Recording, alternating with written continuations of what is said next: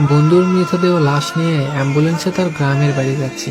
সময় কাটানোর জন্য মোবাইলটা বের করলাম। ঠিক সেই মুহূর্তেই আমার মোবাইলে একটা মেসেজ এলো। আমার সামনে প্রিয় বন্ধু কফিনের মধ্যে লাশ হয়ে ঘুমিয়ে আছে। মেসেজ করেছে অবন্তী। চেক করে দেখি নম্বর থেকে প্রায় 10-12টা মেসেজ করেছে।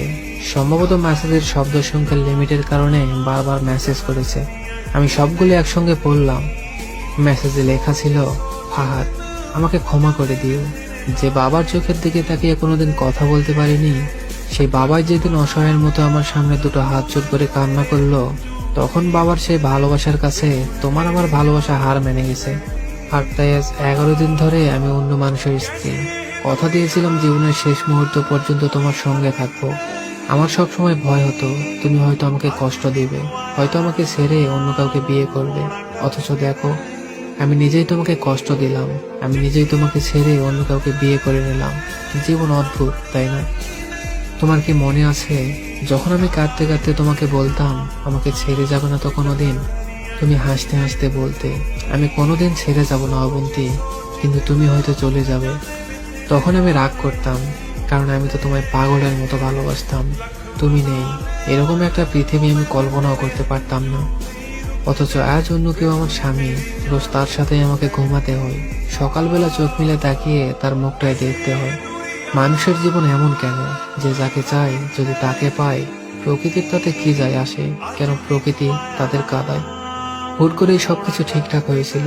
আমি তাই ইচ্ছে করেই তোমার সঙ্গে যোগাযোগ বন্ধ করেছি, নাম্বারটা বন্ধ করেছিলাম।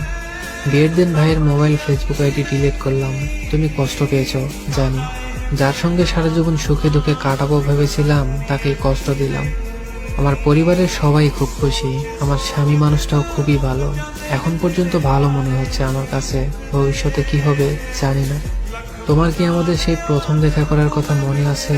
সেটাই প্রথম ছিল, আর ওটাই যে শেষ হবে তা কোনোদিন ভাবিনি। আসলে মানুষের চিন্তার বাইরে তো অনেক কিছুই ঘটে, তাই না?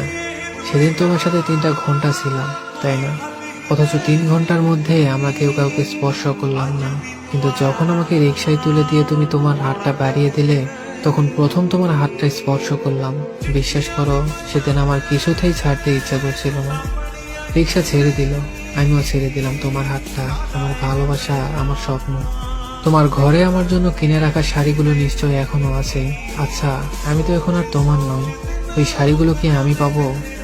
তুমি তো যখনই পছন্দ করে কিনে রেখে দিতে, আমি বলতাম বিয়ের পর সবগুলো একসঙ্গে নেব। আজ আমি বিবাহিত, কিন্তু স্বামী তুমি নয়। এই স্বপ্ন তো আমি কোনোদিন দেখিনি। নিজের পছন্দের একটা মেয়ে বিয়ে করে নিও, তারপর সবগুলো শাড়ি তাকেই দিয়ে দিও। মেয়েরা শাড়ি কতটা পছন্দ করে তুমি কি জানো? তোমার স্ত্রীকে যখন দিবে তখন উপলব্ধি করে নিও। তোমার সাথে অনলাইনে পরিচয়, তাই সিদ্ধান্ত নিয়েছি এই জীবনে আর কোনোদিন অনলাইনে যাব না।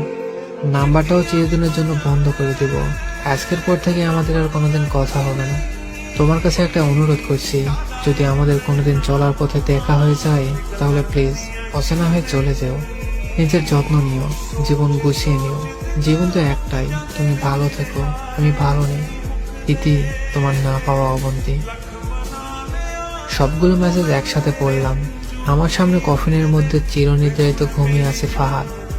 অবন্তী যখন পরপর 5 দিন অনলাইনে আসেনি কিংবা কোনো ধরনের যোগাযোগ করেনি, তখন এক রাতে অফিস থেকে ফিরে রাগ করে মোবাইল আছাড় দিয়ে ভেঙে ফেলে।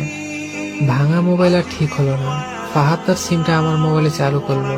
জরুরি কল এলে আমি ফাহাদকে দিতাম। ফাহাদ রাগ করে বলল যে অবন্তী যেদিন যোগাযোগ করবে সেদিন নতুন মোবাইল কিনবে, তার আগে নয়। মোবাইল ভাঙার 2 দিন পরে ফাহাদের প্রচন্ড জ্বর এলো। একদিনের মধ্যে তাকে হাসপাতালে ভর্তি করলাম।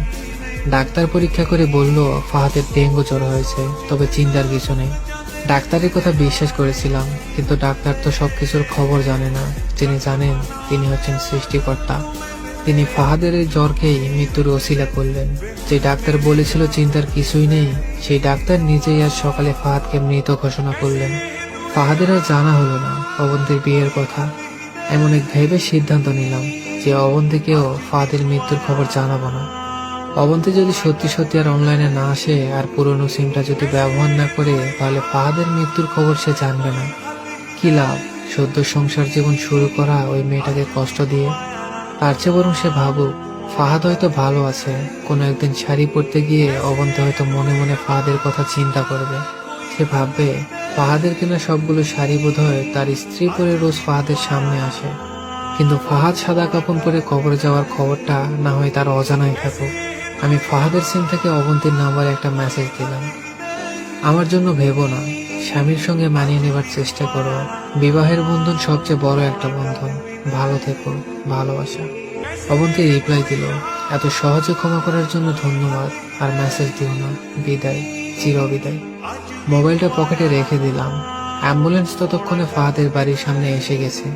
কফিনে রাখা ফাহাদকে নেবার জন্য সবাই দাঁড়িয়ে আছে। আমি ফাহাদের কফিনটা স্পর্শ করে বিড়বিড় করে বললাম, তোর সঙ্গে আর কোনোদিন একই গাড়িতে চড়ে ভ্রমণ করা হবে না। আজ তোর আর আমার একসঙ্গে ভ্রমণের শেষ দিন। বিদায় বন্ধু, বিদায়।